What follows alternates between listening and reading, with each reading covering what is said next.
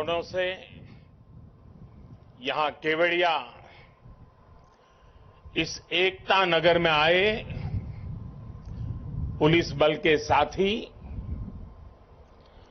NCC के नौजवान,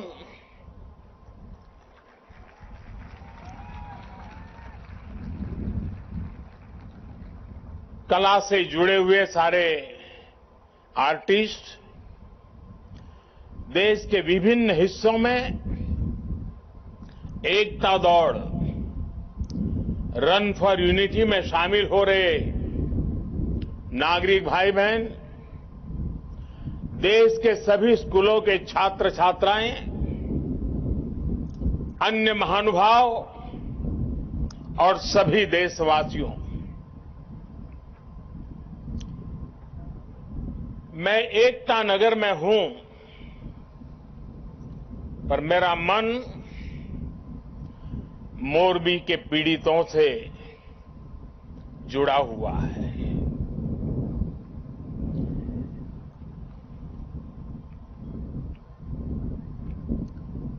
शायद ही जीवन में बहुत कम ऐसी पीड़ा मैंने अनुभव की होगी। एक तरफ दर्द से भरा पीड़ित दिल है और दूसरी तरफ कर्म और कर्तव्य का पथ है। इस कर्तव्य पथ की जिम्मेवारी को लेते हुए मैं आपके बीच में हूं, लेकिन करुणा से भरा मन उन पीड़ित परिवारों के बीच में है। हादसे में जिन लोगों को अपना जीवन गंवाना पड़ा है, मैं उनके परिवारों के प्रति अपनी संवेदना व्यक्त करता हूं।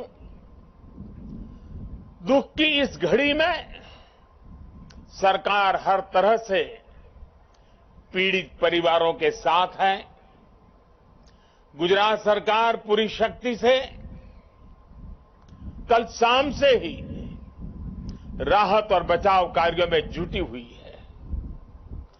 केंद्र सरकार की तरफ से भी राज्य सरकार को पूरी मदद दी जा रही है। बचाव कार्य में एनडीआरएफ की टीमों को लगाया गया है। सेना और वायुसेना भी राहत के काम में जुटी हुई है। जिन लोगों का अस्पताल में इलाज चल रहा है, वहां भी पूरी मुस्तैदी बरती जा रही है। लोगों की दिक्कतें कम से कम हो, इसे प्राथमिकता दी जा रही है।